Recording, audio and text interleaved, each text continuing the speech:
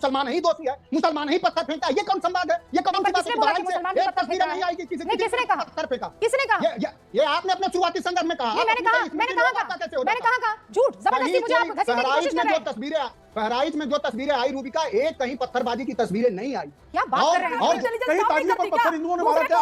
कहीं सुना आपने किसी ताजिए पर जो पत्थर जो है किसी हिंदू ने मारा, कहीं फिर चीखने लगी है? नहीं चीखने नहीं लगी, मेरा सवाल है कि आप कह रहे हो अभद्रता में कितना अभद्रता में नहीं कर सकता। मैं कोई सड़क छाप आदमी नहीं पता कर पाती है, मैं इतना सड़क छाप आदमी नहीं रूबिका जी, मुझे प्री प्लान नहीं पता कर पाती है। नहीं, मेरा सवाल है ये पता नहीं कहां से मछली बना रही वापस वही बात हो गई ना, फिर वापस। नमस्कार दोस्तों, आज हम लेकर आए हैं एक मजेदार डिबेट। आज की डिबेट में दोस्तों प्रेम शुक्ला और क्या कहते हैं मिलकर जिहाद करने वाले नेताओं अखिलेश यादव और तेजस्वी यादव के प्रवक्ताओं को जमकर क्लास लगाई। तो दोस्तों आज की वीडियो बहुत ही मज़ेदार होने वाली है, कहीं मत जाइएगा, वीडियो में एंड तक जरूर कर लीजिएगा। और अगर आप चैनल पर नए हैं तो चैनल को सब्सक्राइब जरूर कीजिएगा। तो चलिए डिबेट शुरू करते हैं। यही किया था ना आपसे। मैं खत्म कर रहा हूँ, सुनिए तो। मैंने सुन लिया। मनोज काका प्लीज, 3 और मेहमान यहाँ पर मौजूद हैं। मैं आप पूरी लोगों बात से आज बहुत नहीं, पूरी बात सुनूंगी, पूरा टाइम है, रुक जाइए। आप बार बार ये कह रहे हैं कि योगी आदित्यनाथ, उनकी पुलिस, उनका गृह मंत्रालय, गृह मंत्री सबके सब जिम्मेदार है। ठीक है, आप जो कह रहे हैं आपका फर्ज है, आप इस सरकार पर आरोप लगाएंगे, आरोप लगाना भी चाहिए। अगर इस तरीके के बार बार केसेस हो रहे हैं तो सवाल पूछे जाने चाहिए। लेकिन मुझे ये बताइए, सवाल के बरक्स में थोड़ा उत्तर तो सुना करिए रूबिका। अरे मैं ये कह रहा हूँ कि सब विषय को सिर्फ अगर आपका सब तरह से सारे विमर्शों का सिर्फ यही आ जाए कि मुसलमान ही दोषी है, मुसलमान ही पत्थर फेंकता है, ये कौन संवाद है? ये कौन सी बात है? तस्वीरें नहीं आई कि किसने कहा पत्थर फेंका? किसने कहा? ये आपने अपने शुरुआती संदर्भ में कहा। मैंने कहा झूठ, जबरदस्ती मुझे आप घसीटने की कोशिश कर रहे हैं। बहराइच में जो तस्वीरें आई रूबिका, एक कहीं पत्थरबाजी की तस्वीरें नहीं आई। क्या बात कर रहे हैं? और जो मनोज काका क्या बात दिखाइए ना, तब तक आप अपने वोट बैंक को बचाते रहेंगे। मुझे ये बताइए, एक शख्स, एक युवक जो मरा है, अब उसका धर्म ढूंढ के लाऊं मैं सिर्फ आपको गलत साबित करने के लिए? कैसी बातें कर रहे हैं आप? लोगों के हाथों में मुझे ये बताइए, अगर सामने वाला कहीं किसी इलाके से शोभा यात्रा निकाल रहा है तो कैसे गंगा जमनी तहजीब, उसे क्या करना चाहिए? शोभा यात्रा निकालना बंद कर दे? वो बिल्कुल निकालनी चाहिए शोभा यात्रा। शोभा यात्रा निकालनी, बिल्कुल शोभा यात्रा निकलनी चाहिए। और आज से भारतीय जनता पार्टी के इस सरकार में शोभा यात्रा नहीं निकलती है। इस देश में सदियों से, हजारों साल से शोभा यात्रा निकलती है। बनारस में भरत मिलाप 481 साल पुरानी परंपरा थी और योगी आदित्यनाथ की सरकार उसको मेंटेन करने में विफल रही और कल वहां के अनुयायियों पर और भक्तों पर लाठियां चली। इधर की बात मत कीजिए, क्योंकि आपने टॉपिक को सीधा वहां खड़ा कर दिया है कि यहाँ एंटी मुस्लिम चल रहा है मामला। सर ऐसा मत कीजिए, ऐसा मत कीजिए। मामला आप कर रहे हैं।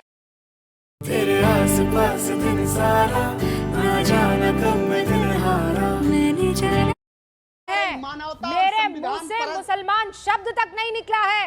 आपने ये खेल खेलने की कोशिश की है। आप जबरदस्ती का मुझ पर इल्जाम लगा रहे हैं। मैं खुद एक मुसलमान हूँ और आप हम जैसे लोगों को जबरदस्ती अपने वोट बैंक के लिए इस्तेमाल करना बंद कर दीजिए। मैं ये कह रही हूँ, किसी इलाके से शोभा यात्रा क्यों नहीं निकल सकती है? कंचना यादव, ये क्या बात हुई कि उस इलाके से मत जाइए, फला इलाके से जाइए? धर्म के आधार पर क्षेत्र कब से बंटने लगे? आप विषयांतर मत करिए। कोई हिंदू मुसलमान किसी पक्ष आपने किया है सर। मैं उन लोगों को एक्सपोज करूंगी जो धर्म की आड़ में कट्टरपंथी विचारधारा को आगे बढ़ा रहे हैं। गंगा जमनी तहजीब को सबसे बड़ा नुकसान और चोट वही लोग पहुंचा रहे हैं। प्लीज कंचना जी। रूबिका जी, आपने बहुत सीधा सवाल किया है, धर्म के आधार पर राजनीति। मैं भी बहुत सीधा सवाल दूंगी, क्योंकि यहाँ पर जो है कि गिरिराज सिंह के भी लोकसभा इलाके के बारे में यहाँ पर जिक्र हुआ। और पता है आपको, हर साल मतलब एक ऐसा क्षेत्र है बेगूसराय जो रामनवमी के दिन, दशहरा के दिन वहां पर दंगा होता ही होता है। और अगर हमारी सरकार राज्य में होती तो हमें तो कटघरे में खड़ा किया जाता, लेकिन सरकार भी इनकी है, वहां के लोकसभा पार्लियामेंट मेंबर भी यही है और हिंदुस्तान पाकिस्तान हिंदू मुस्लिम मंदिर मस्जिद पर पीएचडी कर रखी है गिरिराज सिंह जी। उनका कोई भी ऐसा बयान नहीं है जो इसमें ये सब नहीं आता हो। और इसके बावजूद भी आखिर में क्या है कि बेगूसराय में हर साल होता है दंगा, हर साल कोई भी रामनवमी नहीं। प्रेम शुक्ला जी, जरा इस पर जवाब दीजिए। जवाब तो चाहिए ना हमें, जवाब दीजिए। सेंटर में आप है, स्टेट में आप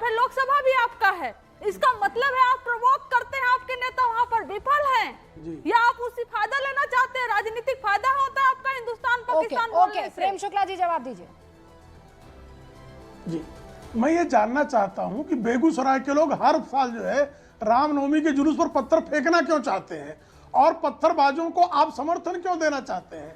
बंगाल में पत्थर क्यों फेंकते हैं? तेलंगाना में पत्थर क्यों फेंकते हैं? बहराइच में पत्थर क्यों फेंक रहे हैं? आप बम फेंकने वालों के भी समर्थन में खड़े होते हैं। सबसे शर्मनाक बात है कि अफजल गुरु के समर्थन में आप खड़े होंगे, याकूब मेमन के समर्थन में आप खड़े होंगे, श्री राम जन्मभूमि पर हमला करने वाले आतंकवादियों का मजाक ढूंढ के।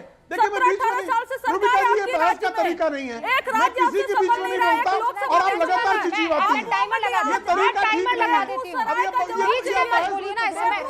सुनिए कंचना जी, मैं टाइमर लगा देती हूँ ना, मैं 30 सेकंड का टाइमर लगा देती हूँ। एक दूसरे के बीच में मत बोलिए। वैसे ही वहाँ पर पत्थरबाजी चल रही है, यहाँ का एक दूसरे पर पत्थरबाजी। मैं इनको सुन रहा था ना। हाँ, उन्होंने सुना, वो बीच में नहीं बोले। जैसे ही बीच में वो बोलेंगे मैं टोकूंगी। एक बार आपने सवाल पूछा कि बेगूसराय में क्यों होता है, उनको जवाब देने दीजिए, फिर मैं वापस आपके पास। मुझे कृपा करके बताइए ना, मैं कह रहा हूँ बेगूसराय नहीं पूरे देश में 12 मार्च गुरु पूर्णिमा के दिन जो है मुंबई की ट्रेनों में बम क्यों फोड़ा जाता है और कौन फोड़ते हैं? वो किस मजहब के लोग हैं और उनका टारगेट क्या है?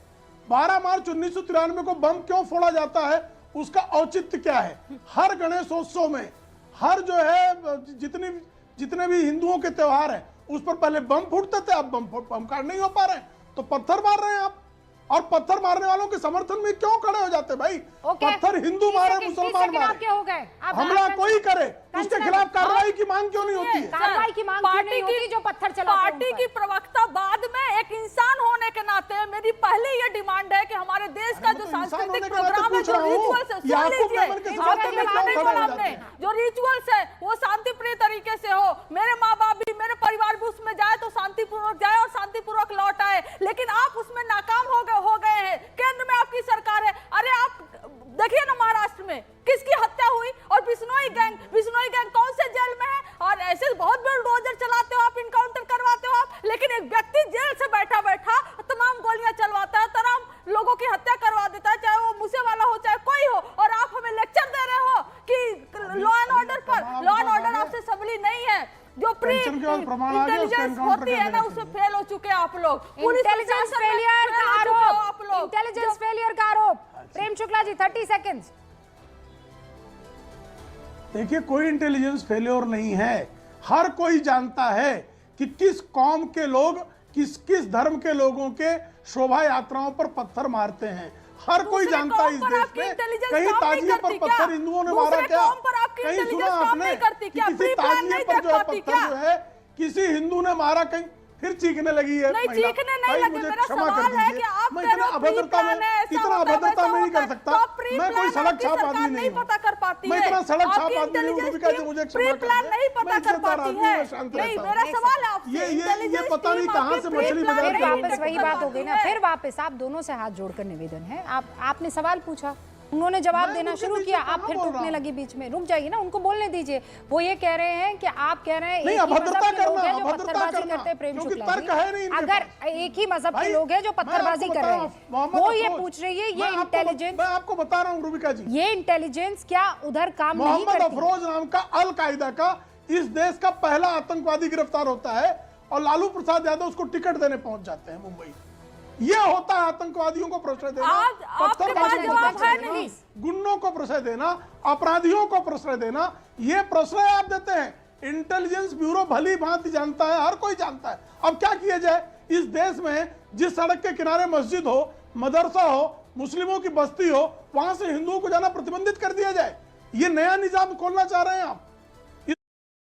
823 रमीवर प्रत्येक दिवशी चॅलेंजेस कंप्लीट करा आणि महामेळामध्ये 1 कोटीपर्यंत एक्स्ट्रा कॅश जिंका. खेळा कमाल, बना मालामाल. या खेळात व्यसन लागणे किंवा आर्थिक जोखीम शक्य आहे. जबाबदारीपूर्वक खेळा. इस देश को इस्लामी देश घोषित कर दिया है। इतना ही बचा है भाई। मुजफ्फरनगर में फेलियर हुआ, दंगे हुए, महीनों दंगे हुए।